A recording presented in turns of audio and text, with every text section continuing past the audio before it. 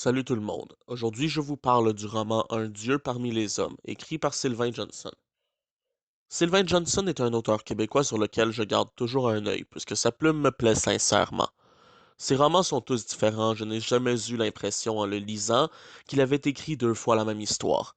À l'heure actuelle, j'ai lu 5 romans de Sylvain. Le joueur de flûte de Hamelin, La petite sirène, Sang de cochon, Un Dieu parmi les hommes et enfin Cendrillon. Ils m'ont tous plu. Ils ne sont pas forcément exempts de défauts. Je pense notamment aux joueurs de flûte, dont la fin m'a paru vraiment illogique et simplement un prétexte pour caser une punchline pas du tout bienvenue. Mais bon, on en reparlera en temps voulu de ce conte interdit qui, en somme, en valait vraiment la lecture malgré sa fin quelque peu décevante. Et le gars dégage beaucoup de sympathie, il a l'air d'un bon Jack avec qui il doit être bien plaisant de discuter. Enfin bref. Aujourd'hui, je vous parle de Un Dieu parmi les hommes. De quoi ça parle? Un objet volant venu d'ailleurs s'écrase dans la campagne mauricienne. L'objet renferme un bambin. Un couple dysfonctionnel trouve le petit, qui s'avère être doté de pouvoirs extraordinaires. Ils décident de s'occuper de lui et le baptisent Karl.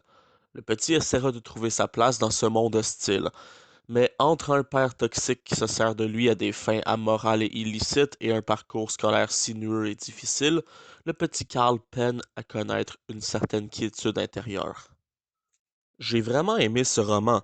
La narration est fluide, les événements s'enchaînent franchement bien, le concept est très bon, bien exécuté, bien amené, l'évolution de Karl, le petit au pouvoir surnaturel, est bonne, bien exposée au lecteur. La scène à la fête foraine est d'ailleurs l'une des meilleures du roman. Le dilemme qu'elle a amené à Karl est franchement intéressant.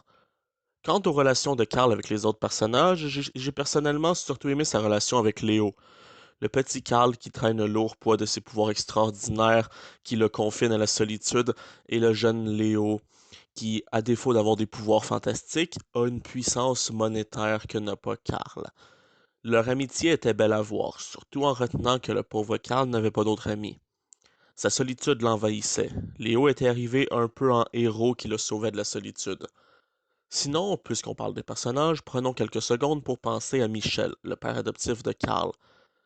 Cet homme est une plaie, un bourreau, un conjoint violent et un père exécrable. Somme toute, un être détestable. De l'autre côté, la relation entre Karl et sa mère est jolie, belle à voir, touchante par moments. Sinon, seul petit hic, c'est que la destruction massive que nous vend le prologue ne nous est pas décrite en détail. On a des destructions bien violentes qui nous sont décrites à la fin du livre, mais elles ne sont pas de la même échelle que cette ville complètement ravagée qu'il y avait dans le prologue. En fait, les décors ravagés nous sont décrits, nous sont expliqués, mais la façon dont ils ont été détruits, ça nous est pas expliqué, c'est ça que je veux dire. En soi, c'est pas un bien gros problème, c'est juste que, voilà, j'aurais bien aimé que ça nous soit décrit.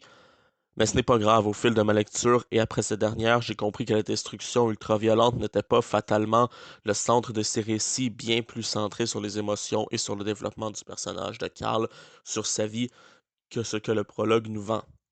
En somme, je vous conseille ce roman qui est un de mes favoris de Sylvain Johnson. Je vous le recommande si vous aimez les histoires d'anti-héros au pouvoir surnaturel. Je suis pas sûr si anti-héros c'est le bon terme, mais vous comprenez ce que je veux dire. Voilà ce qui conclut cette vidéo, en espérant qu'elle vous ait plu, et je vous dis à la prochaine. Salut!